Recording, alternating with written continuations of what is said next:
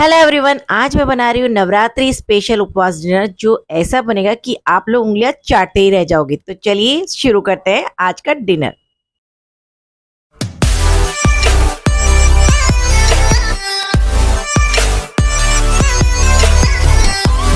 सबसे पहले मैंने एक कटोरी साबूदाना लिया, उसको अच्छे से भून लिया है। उसके बाद 2 कटोरी मखाना लिया, उसको भी अच्छे से भून लिया है।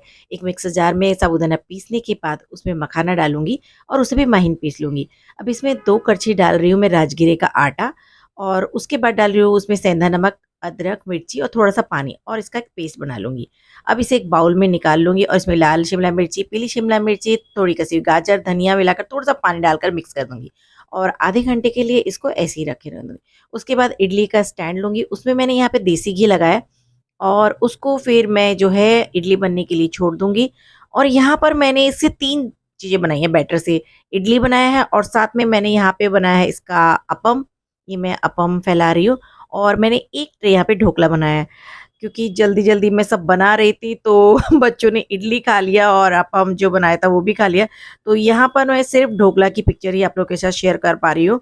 सॉरी, इडली की और अप्पम की पिक्चर नहीं शेयर प अब दूसरी तरफ मैं यहाँ पे बना रही हूँ पनीर की सब्ज़ी, ऐसे कि जो आप उँगलियाँ चाटते ही रह जाओगे। तो चलिए वो भी शुरू करते हैं।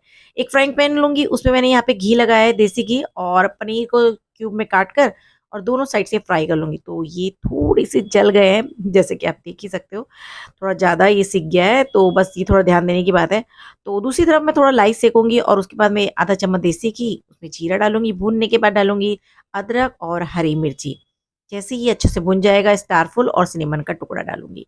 फिर यहाँ पे मैंने 2 टमाटर लिए हैं, 1 टमाटर को बारीक चॉप किया और 1 टमाटर को कद्दूकस। इसको भूनने के बाद अच्छे से इसमें लाल मिर्ची, कश्मीरी लाल मिर्ची, आधा चम्मच मैंने धनिया पाउडर डाला है और 1 चम्मच सेंधा नमक। इसको अच्छे से भून के 5 मिनट के लिए मैं इसे ढक के रख दूँगी। जैसे ये पक जाएगा इसमें डालूँगी पानी। वापस से पकाने के बाद 1 चम्मच मैंने इसमें मलाई डाला। आप चाहें तो दही भी डाल सकते हैं। बस पनीर के टुकड़े डालकर उसको और 5 मिनट पकाया और हरिया धनिया डालकर मैंने इसको अच्छे से पका लिया। देखिए सब्ज़ी बहुत अच्छी है, बहुत गरमा-गरम, बहुत टेस्टी है। चलिए अब शुरुआत करते हैं चटनी की। तो यहाँ पे एक मिक्सर जार लिया है, उसमें डाला धनिया और 1 टमाटर, उसमें मैंने डाली है हरी मिर्ची, अदरक, मूँगफली, सेंधा नमक और यहाँ पर ये मेरी चटनी तैयार होगी। एक बार इसको ज़रूर ट्राई करिए, मेरे कहने से आप उँगलियाँ चाटते रह जाएँगे। मतलब आपको लगेगा ही नहीं कि आपका उपवास है और इतना स्वादिष्ट बिना लहसुन खाने के क्या ही बताऊँ, बहुत स्वादिष्ट। अगर आपको मेरा उपवास का खाना पसंद आया है तो मेरे चैनल को लाइक करिए, कमेंट करिए, शेयर करिए और सब्सक्राइब करना बिल्कुल मत भूलिएगा। Love you and bye.